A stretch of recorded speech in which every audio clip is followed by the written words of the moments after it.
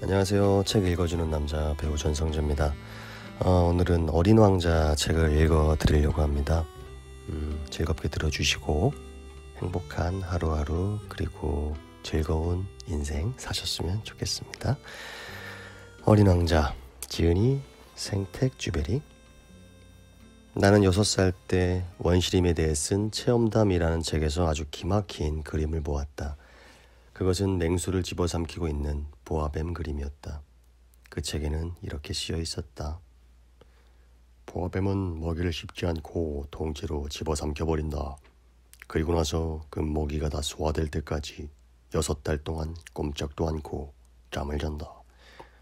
그 책을 보고 난 뒤 나는 원시림에서 일어나는 모험에 대해 이런저런 생각을 했다. 그리고 그때 떠오른 생각들을 색연필로 그려보았다. 이것이 내가 첫 번째로 그린 그림이다.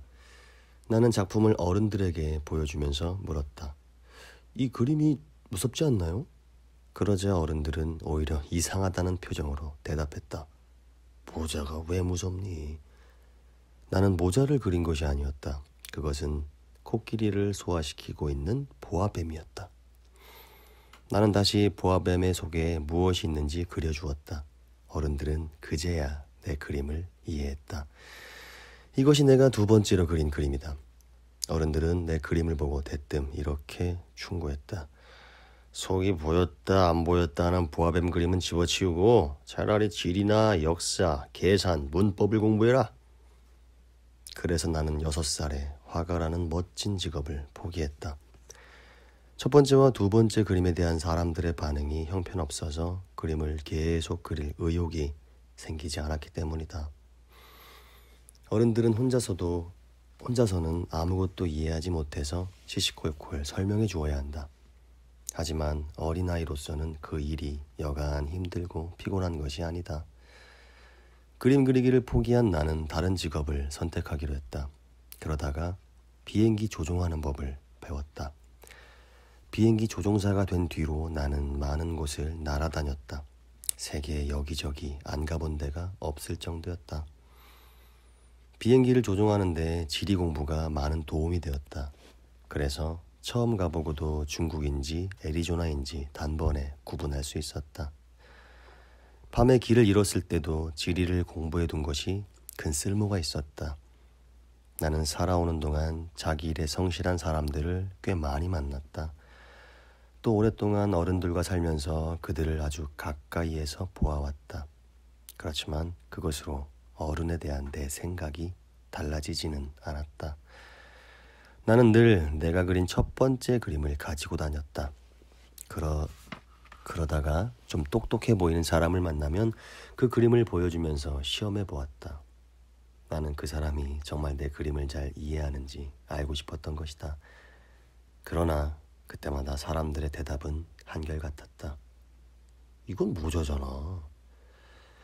그러면 나는 보아뱀이니 원시림이니 별이니 하는 얘기는 꺼내지도 않았다. 그런 사람들과는 그들이 알아들을 수 있는 이야기를 했다. 카드놀이나 골프, 정치, 넥타이 등에 대해 이야기했다. 그러면 그들은 매우 기뻐하며 이렇게 말했다. 당신은 아주 똑똑한 사람이군요. 당신을 알게 되어서 기뻐요. 나는 아는 사람은 많지만 진실로 마음을 터놓고 이야기를 나눌 사람이 없었다. 그래서 외로움을 버타며 살았다. 그런데 6년 전 사하라 사막에서 비행기 모터가 고장나고 말았다. 내 비행기에는 수리하는 사람도 승객도 없었다. 그래서 비행기를 수리하는 일은 나 혼자 해야만 했다. 그 일은 죽느냐 사느냐 하는 문제였다. 서두르지 않으면 죽을 수도 있었다. 겨우 일주일 정도 마실 물밖에 남아있지 않았기 때문이다. 사막에서 첫날 밤을 맞았다. 나는 사람들이 사는 곳에서 수천 킬로미터 떨어진 사막의 모래 위에서 잠이 들었다. 나는 큰 바다 한가운데 떠있는 뗏목 위의 사람보다 더 외로운 신세였다. 그래서 해 뜰 무렵 이상한 목소리가 나를 잠에서 깨웠을 때 얼마나 놀랐는지 모른다. 작은 목소리는 이렇게 말했다. 나한테 양 한 마리만 그려줘. 뭐라고? 양 한 마리만 그려줘. 나는 벼락이라도 맞은 듯 깜짝 놀라 벌떡 일어났다. 나는 눈을 비비고 주위를 둘러보았다. 그랬더니 정말 이상하게 생긴 꼬마아이가 나를 심각한 얼굴로 바라보고 있었다. 뒤에 그 아이를 그린 그림이 있다. 이것은 내가 그 아이를 그린 그림 가운데 가장 멋진 것이지만 그 아이의 실제 모습보다 훨씬 못 그리고 말았다. 그렇긴 해도 그건 내 잘못이 아니다. 나는 6살 때 어른들 때문에 화가가 되겠다는 꿈을 포기했다. 그 뒤로는 그림을 전혀 그리지 않았다. 그러니까 내가 그려본 것이라고는 보아뱀 그림밖에 없었던 것이다. 나는 눈을 동그랗게 뜨고 유령처럼 나타난 그 아이를 바라보았다. 사람들이 사는 곳으로부터 수천 킬로미터나 떨어진 곳에서 어린아이를 만나니 놀랄 수밖에 없었다. 그런데 그 어린아이는 아무리 봐도 길을 잃은 것 같지 않았고 배가 고프거나 목이 마른 것 같지도 않았으며 겁에 질린 것 같지도 않았다. 사람들이 사는 곳에서 수천 킬로미터나 떨어진 사막 한가운데서 길을 잃은 어린애의 모습은 그 어디에서도 찾아볼 수 없었다. 마침내 나는 가까스로 입을 열었다. 그런데 여기서 뭐하고 있는 거니? 그러자 그 아이는 아주 중요한 일이긴 한 것처럼 조금 전에 했던 말을 되풀이했다. 저기 나한테 양 한 마리만 그려줘. 누구나 너무도 신비스러운 일을 당하게 되면 그것을 거역할 수 없는 법이다. 나는 사람이 사는 곳에서 수천 킬로미터나 떨어진 곳에 있었다.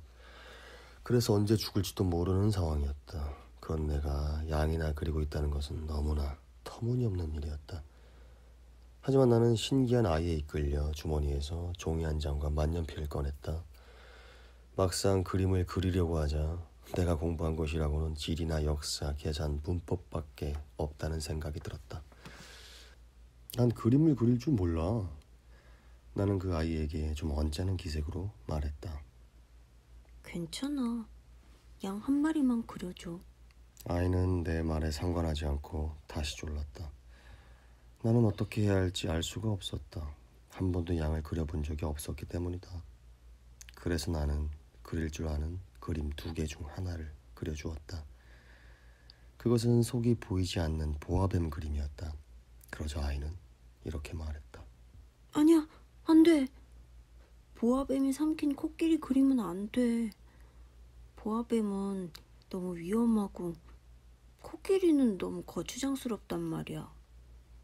내가 사는 곳은 아주 작아. 난 양 한 마리가 필요해. 양 한 마리를 그려줘. 나는 깜짝 놀랐다. 내 그림을 이해한 사람은 이 아이가 처음이었기 때문이다. 나는 양을 그려주었다. 그 아이는 그림을 자세히 들여다보더니 말했다. 아니야. 이 양은 벌써 병이 들었어. 다시 그려줘. 나는 다시 양을 그렸다. 내 어린 친구는 부드럽게 웃으며 말했다. 이것 봐. 이건 염소잖아. 뿔이 있는걸? 그래서 나는 또다시 그렸다. 이건 너무 늙었어. 나는 오래오래 함께 살 수 있는 양을 갖고 싶단 말이야. 나는 더 이상 참을 수가 없었다. 게다가 고장난 비행기를 서둘러 손봐야 했다. 그래서 되는 대로 아무렇게나 그리고 아이에게 그림을 내밀었다. 이건 상자야. 네가 갖고 싶어하는 양이 이 속에 들어있어. 그때 아이의 얼굴이 환하게 밝아지는 것을 보고 나는 깜짝 놀랐다. 이게 바로 내가 바라던 거야. 이 양에게 풀을 많이 주어야겠지? 왜 그런 걸 묻니? 내가 사는 곳은 아주 작거든. 거기 있는 걸로 충분할 거야. 난 너한테 아주 조그만 양을 그려줬거든. 그 아이는 머리를 숙이고서 그림을 들여다보더니 말했다. 아주 작진 않은걸? 잠이 들었네. 이렇게 해서 나는 어린 왕자를 알게 되었다. 어린 왕자가 어디에서 왔는지 알게 되기까지는 꽤 오랜 시간이 걸렸다. 어린 왕자는 내게 많은 것을 물었지만 내가 묻는 말은 들으려고도 하지 않는 것 같았다. 어린 왕자가 우연히 내뱉은 말을 통해서 조금씩 그 아이에 대해 알게 되었다. 어린 왕자가 내 비행기를 처음 보았을 때 내 비행기는 그리지 않겠다. 내가 그리기엔 너무 복잡하기 때문이다. 나에게 물었다. 이게 뭐야? 이거 날아다니는 거야. 비행기라고 하지. 내가 타고 온 거야. 나는 비행기를 타고 날아다녔다는 이야기를 자랑스럽게 말해주었다. 그러자 어린 왕자가 소리쳤다. 그럼 아저씨가 하늘에서 떨어졌다는 거야? 그래. 나는 조금 힘없이 대답했다. 아, 그거 참 재밌다. 어린 왕자는 아주 즐거운 이야기라도 들은 듯이 깔깔대며 웃었다. 나는 어린 왕자가 재미있다는 듯이 웃어대자 무척 화가 났다. 사막에 떨어져 죽을지도 모르는 나의 불행을 진지하게 생각해 주기를 바랐기 때문이다. 그럼 아저씨도 하늘에서 온 거네? 어떤 별에서 왔어? 그 순간 신비스런 어린 왕자의 존재를 밝혀줄 한 줄기 빛이 언뜻 비치는 것을 깨달았다. 나는 어린 왕자에게 재빨리 물었다. 그럼 넌 다른 별에서 왔니? 어린 왕자는 대답하지 않고 내 비행기를 바라보면서 가만히 머리를 끄덕였다.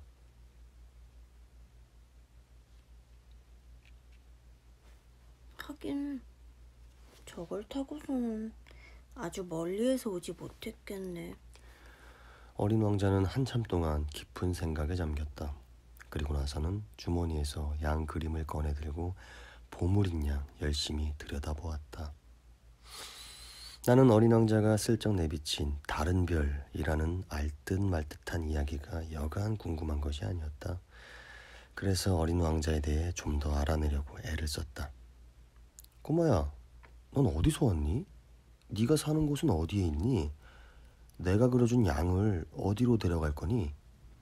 어린 왕자는 묻는 말에 대답도 하지 않고 가만히 있었다. 그리고 잠시 생각에 잠기는 듯 하더니 대답했다. 아저씨가 준 상자는 밤이면 양의 집으로도 쓸 수 있겠네. 잘 됐지 뭐야. 그렇지. 네가 말만 잘 들으면 낮에 양을 메어 놓을 수 있는 끈도 그려줄게. 말뚝하고. 그런데 어린 왕자는 내 말이 기분 나빴는지 언짢은 표정으로 말했다. 양을 메어 놓는다고? 어떻게 그런 이상한 생각을 하지? 하지만 메어 놓지 않으면 양이 제멋대로 아무데나 가서 길을 잃을 거야. 그러자 어린 왕자는 다시 웃음을 터뜨렸다. 양이 어디로 간다는 거야? 뭐 어디든지 곧장 앞으로 가겠지. 그랬더니 어린 왕자는 웃음을 거두며 진지하게 말했다. 괜찮아. 내가 사는 곳은 아주 작거든. 그러고는 조금 슬픈 표정으로 덧붙여 말했다. 앞으로 곧장 가봐야 멀리 갈 수도 없을 거야. 이렇게 해서 나는 아주 중요한 두 번째 사실을 알게 되었다. 그것은 어린 왕자의 별이 집 한 채보다 클까 말까 하다는 것이었다. 나는 크게 놀라지는 않았다. 지구나 목성, 화성, 금성처럼 사람들이 이름을 붙인 큰 별들 말고 망원경으로 볼 수 없는 아주 작은 별들이 헤아릴 수 없이 많다는 것을 잘 알고 있었기 때문이다. 천문학자들은 그런 별을 발견하면 이름 대신 번호를 붙인다. 이를테면 소행성 3251호 하는 식으로 말이다. 나는 어린 왕자가 살던 별이 소행성 B612호가 아닐까 생각했다. 그렇게 생각하는 데는 까닭이 있었다. 그 소행성은 1909년 터키의 천문학자가 망원경으로 잡은 적이 있는 별이다. 그 당시 이 천문학자는 국제천문학회에서 자신이 발견한 별을 소개했다. 그러나 그가 낡은 터키 옷을 입고 있었기 때문에 아무도 그 말을 믿지 않았다. 어른들이란 언제나 이런 식이다. 입고 있는 옷으로 사람을 판단하는 것이다. 그 뒤 터키의 왕은 국민들에게 양복을 입으라는 명령을 내렸다. 그러면서 양복을 입지 않으면 사형을 시키겠다고 엄포를 놓았다. 이 일은 소행성 B612호의 이름을 다시 알리는데 좋게 작용했다. 1920년 그 천문학자는 아주 멋진 양복을 입고서 다시 그 별을 증명해 보였다. 그러자 이번에는 회의에 참석한 사람들이 그 사실을 믿게 되었다. 내가 소행성 B612호에 대해 이렇게 세세히 이야기하고 별의 번호까지 알려주는 것은 다 어른들 때문이다. 어른들은 숫자를 좋아한다. 만약 어른들에게 새로 사귄 친구에 대해 말하면 어른들은 가장 중요한 것에 대해서는 결코 묻지 않는다. 그의 목소리는 어떠니? 그애는 어떤 노래를 좋아하니? 나비를 모으는 걸 좋아하니? 이렇게 묻는 일이 결코 없다. 그애는 몇 살이지? 형제는 몇이나 되니? 몸무게는 얼마야? 그의 아버지는 돈을 얼마나 벌지? 고작 이런 것들을 묻는다. 그런 걸 알아야 그 친구에 대해 안다고 생각하는 것이다. 장밋빛 벽돌로 지은 예쁜 집을 봤어요. 창가에는 제라늄 꽃이 있고 지붕에는 비둘기가 있어요. 어른들에게 이렇게 말하면 그 집이 어떤 집인지 상상하지도 못한다. 10만 프랑짜리 집을 봤어요. 이렇게 말하면 어른들은 그제야 고개를 끄덕인다. 정말 멋진 집이겠구나. 어린 왕자는 눈부시게 아름답고 웃음이 아주 멋져. 그리고 양을 갖고 싶어 하지. 그것이 어린 왕자가 이 세상에 있다는 증거야. 누군가가 양을 가지고 싶어 한다면 그건 그 사람이 이 세상에 있다는 증거가 되는 거야. 어른들에게 이런 말을 하면 그들은 그저 어깨를 으쓱해 보이고는 나를 어린애로 취급할 것이다. 어린 왕자가 살던 별은 소행성 B612호야. 이렇게 말하면 어른들은 그 말에 고개를 끄덕이고 더 이상 귀찮은 질문을 하지 않을 것이다. 어른들이란 언제나 이런 식이다. 그렇다고 어른들을 탓해서는 안 된다. 아이들은 어른들을 항상 너그럽게 대해야 한다. 하지만 인생이 무엇인지 아는 사람들은 숫자 따위를 대단한 것으로 여기지 않는다. 나는 이 이야기를 새롭고 신비하게 쓰고 싶었다. 그래서 옛날 이야기처럼 시작하기로 했다. 옛날에 자기보다 클까 말까한 별에 사는 어린 왕자가 있었습니다. 어린 왕자는 친구가 그리웠답니다. 인생이 무엇인지 이해하는 사람들에게는 이렇게 이야기를 시작하는 것이 훨씬 더 진실된 느낌을 주었을 것이다. 왜냐하면 나는 사람들이 이 책을 아무렇게나 읽어치우는 것을 원하지 않기 때문이다. 어린 왕자와의 추억을 이야기하자니 너무도 큰 슬픔이 복받쳐 오른다. 내 친구 어린 왕자가 양을 데리고 떠나가 버린 지도 벌써 6년이 지났다. 내가 이렇게 어린 왕자 이야기를 하려고 애쓰는 건 그를 잊지 않기 위해서다. 친구를 잊어버린다는 건 슬픈 일이다. 누구나 진정한 친구를 갖는 것이 아니기 때문에 더욱 그렇다. 어린 왕자를 잊는다면 나도 숫자밖에는 관심이 없는 어른들처럼 되고 말 것이다. 내가 물감 한 상자와 연필을 산 것도 이 때문이다. 6살 때 속이 들여다 보이는 보아뱀과 속이 안 보이는 보아뱀을 그린 뒤로는 그림을 전혀 그려본 적이 없는 내가 이 나이에 다시 그림을 그린다는 것은 힘든 일이다. 물론 어린 왕자의 모습과 가장 비슷하게 그려보도록 노력하겠지만 과연 제대로 그려낼 수 있을지 자신은 없다. 그림을 그리다 보면 어떤 그림은 괜찮은데 어떤 그림은 어린 왕자와 비슷하지 않다. 키도 그림마다 조금씩 틀리다. 어떤 그림에서는 어린 왕자의 키가 너무 크고 어떤 그림에서는 너무 작다. 어린 왕자의 옷을 정확하게 그렸는지도 자신이 없어진다. 나는 이렇게 저렇게 기억을 더듬어서 그려본다. 그러나 때로 아주 중요한 부분을 잘못 그릴지도 모르겠다. 하지만 여러분은 그런 것을 용서해 주어야 한다. 내 친구는 자신에 대해 자세하게 설명해 준 일이 없기 때문이다. 내가 자기와 비슷하다고 생각했는지도 모르겠다.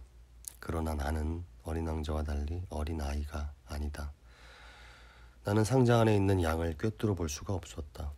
어쩌면 나는 어른들과 더 많이 닮았는지 모른다. 아마 나도 늙었나 보다.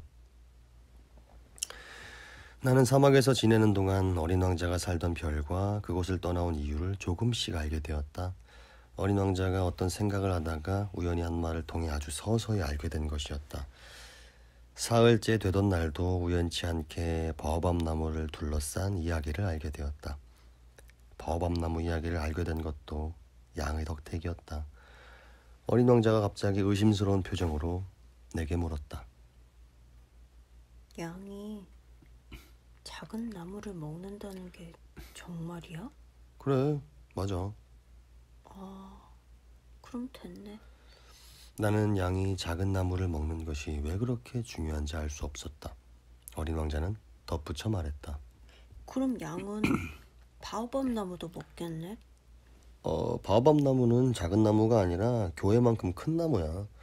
그래서 코끼리 한 떼도 바오밥 나무 한 그루를 다 먹어치우지 못할걸? 내가 생각해낸 코끼리 한 떼란 말에 어린 왕자는 웃으며 말했다. 코끼리들을 내 별에 데려간다면 포개 놓아야겠네. 그러고 나서 어린 왕자는 영리하게도 이런 말을 했다. 바오밥 나무도 크기 전에는 조그마했겠지?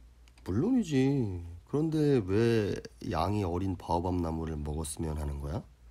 아이 참, 그걸 몰라서 묻는 거야? 어린 왕자는 너무도 당연한 걸 물어본다는 듯이 말했다. 그래서 나는 혼자서 이 문제를 푸느라 한참 머리를 짜내야 했다. 어린 왕자가 사는 별에도 다른 별과 마찬가지로 좋은 풀과 나쁜 풀이 있었다.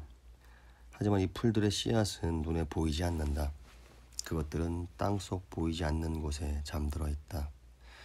그러다가 그중 하나가 잠에서 깨어나고 싶어지면 그것은 기지개를 켜고 해를 향해 귀엽고 조그마한 싹을 살며시 내민다.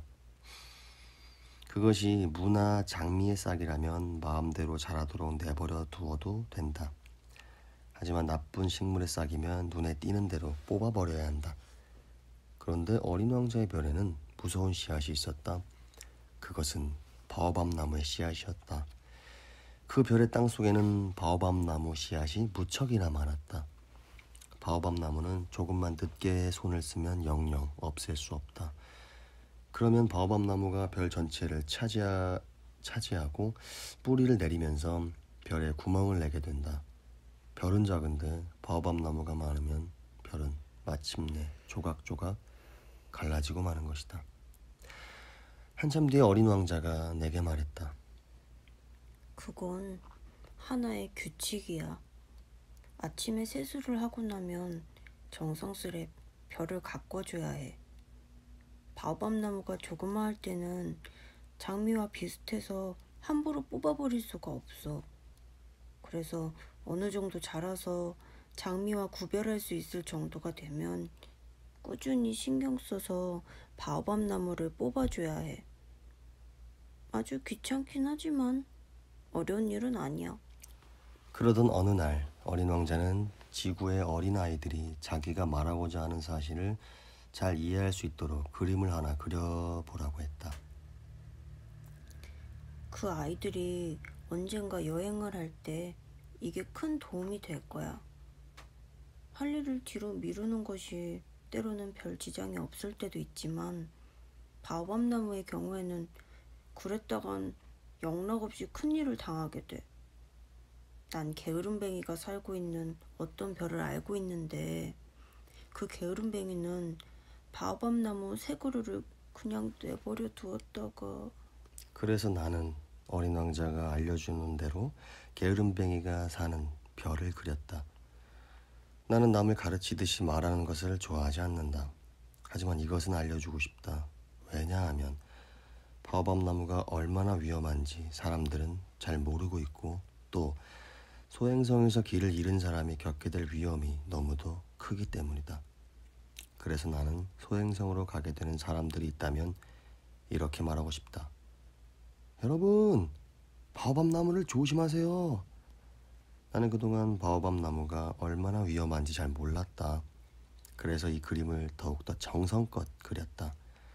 내 친구들에게 바오밥 나무가 얼마나 위험한지를 알려주기 위해서다. 여러분은 이렇게 생각할 것이다. 이 책에서 바오밥 나무 그림이 가장 좋은 것 같아. 여기에 대한 대답은 아주 간단하다. 물론 나는 다른 그림도 열심히 그렸다. 그러나 이 그림은 다른 그림보다 더 많이 노력해서 그렸다. 아마도 바오밥 나무가 위험하다고 느끼고 나도 모르게 더 열심히 그렸기 때문일 것이다. 어린 왕자. 나는 어린 왕자의 쓸쓸하고도 아름다운 생활을 조금씩 알게 되었다. 오랫동안 어린 왕자는 해가 지는 풍경을 바라보며 외로운 마음을 달랬다는 것을 말이다. 그 사실은 어린 왕자를 만난 지 사흘째 되는 날 아침, 어린 왕자가 이렇게 말할 때 알게 되었다. 난 해 지는 게 정말 좋아. 해 지는 걸 보러 가. 하지만 기다려야 해. 뭘 기다리는데? 해가 지기를 기다려야지. 어린 왕자는 처음에는 깜짝 놀라는 것 같더니 곧 자기가 한 마리 우스운 듯 깔깔대며 웃었다. 그러고는 내게 말했다. 아직도 내 별에 있는 줄 알았네. 누구나 알고 있듯이 미국이 정오일 때 프랑스에서는 해가 진다.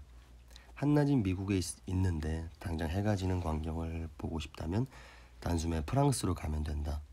그러나 불행히도 프랑스는 너무 멀리 떨어져 있다. 하지만 어린 왕자가 살던 별은 아주 작아서 의자를 몇 발짝 옮겨놓기만 하면 되었다. 그래서 어린 왕자는 원할 때면 언제든지 해가 지는 것을 볼 수 있었다. 어느 날인가 난 해 지는 걸 43번이나 봤어. 그리고 조금 뒤 어린 왕자가 말했다. 아저씨도 알 거야. 아주 슬플 때면 해 지는 것이 보고 싶어져. 그럼 해 지는 것을 43번이나 본 날 넌 아주 슬펐던 거구나. 그러자 어린 왕자는 아무 대답도 하지 않았다.